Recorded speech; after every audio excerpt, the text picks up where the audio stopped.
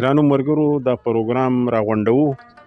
اوس زه د دې پروګرام مشر میلمه ډېر ګران محترم علي اکبر ملکڼ صاحب ته بلنه ورکوم چې هغه راشي او خپل تاثرات بیان کړي. ملکڼ صاحب. بالله من الشیطان الرجیم بسم الله الرحمن الرحیم.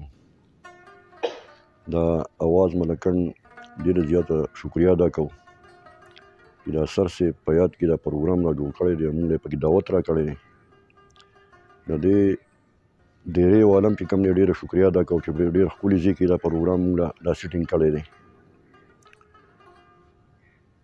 او بل دا ډاډګیرن هم د دې اواز ملکڼ کوم چې په یو خپل ملګري باندې چې هغه وفات شوی دی او په هغه باندې دغه شان کال په کال دا پروګرامونه کوي او هغه په زړه کې دا ژوندی ساتي. شاعر خواصم لکه عالمان وایي چې شاعر نه مري. زموږ چې کوم شاعران علما دي نو هغه وایي شاعر نه مري، شاعر د خلکو په زړونو کې ژوندي او دا حقیقت خبره ده. د 400-500 کاله شوي او هغه اوس هم چې کوم دی نو زموږ په زړونو کې ژوندي. نو اثر صاحب چې کوم دی نو هغه زموږ سره چې څومره وخت شوی دی او څومره یې زموږ سره چې کوم دی نو خبرې کړي دي او څومره یې زموږ سره دا ګپې شپې لګولي دي، نو تاسو یقین وکئ چې اثر صاحب چې کوم دی نو هغه ځان مرګ له نه ورکوه. بعض انسانان چې کوم دي نو هغه په ژوندو کې مړي، هکه ژوندي مې هغه څوک په ژوندو کې نه حسابوي. بعض انسانان چې کوم هغه ځان مرګ له نه ورکوي، هغه د ژوند خوښي، هغه د مخلوقات خوښي، هغه د قدرتونه خوښي او دا انساني فطرت هم داسې دی. نو اثر صاحب ډېر ژوندي انسان و، زړه یې هم ژوندی و، د خولې نه هم ژوندی و او د صحت نه هم ښه برابر و. شکر د عمر یې ډېر و. څنګه چې محمود صاحب خبره وکړله چې نن د یو بل سره ډېر زیات وختونه شوي دي او حقیقت دی.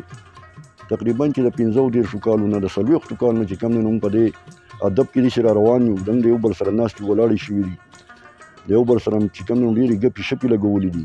اوس په محمود صاحب چې کوم دی نو دا زموږ په استادانو کې راځي او زموږ د یو بل سره چې کوم دی ډېر چې کوم دی دغه شانتې دا محفلونه شوي دي، یو بل هم اورېدلي دي. نو په دې کې چې زموږ نه کم یو سړی چې کوم دی نو کمیږي نو خامخا زموږ زړه به درد کوي.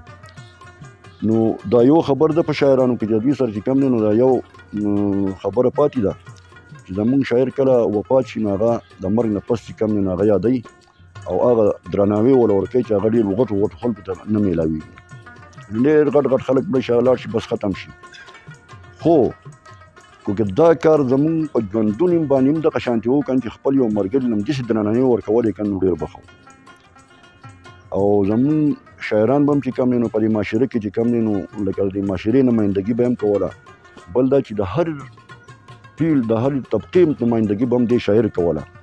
په افسوس دا خبره ده چې نن سبا چې کوم دی نو شاعر هم ډېر زیات ځان غورځولی دی. زموږ خویونه زموږ عادتونه داسې دي چې هغه زموږ په ژوند کې هم چې کوم دی نو سړی پوزې له راولي او سړی چې کوم نو ډېر تنګ کړي. نو موږ دا وایو چې یاره موږ خپل خویونه ټیک کړو، موږ چې کوم دی نو خپل اخلاق ټیک کړو، موږ خپل کردارونه ټیک کړو او یو بل له دغه شانتې درناوی ورکړو کم چې زموږ د مرګ نه پس چې کوم دی موږ خپل یو ملګري له ورکوو. نو ستاسو د ټولو ډېره زیاته مهرباني او وخت هم ډېر کم دی، یعنې ډېرې زیاتې خبرې په اثر صاحب باندې کېدو. اثر صاحب ته به دا دعا وکړو چې الله پاک دې چې کوم دی نو هغه جان ښایسته کړي، الله دې قبر د نور نه ډکي او الله دې اواز ملکڼ له دا دغه نور هم ورکړي چې هر دغه شان پر خپل ملګرو باندې دغه شانتې پروګرامونه کوي، موږ پکې راغواړي، موږ به هم خوشحالېږو، هغه سعادت موږ ته هم حاصل شو. دعاګانې مو ورته وکړئ. ډېره مننه، ډېره مهرباني.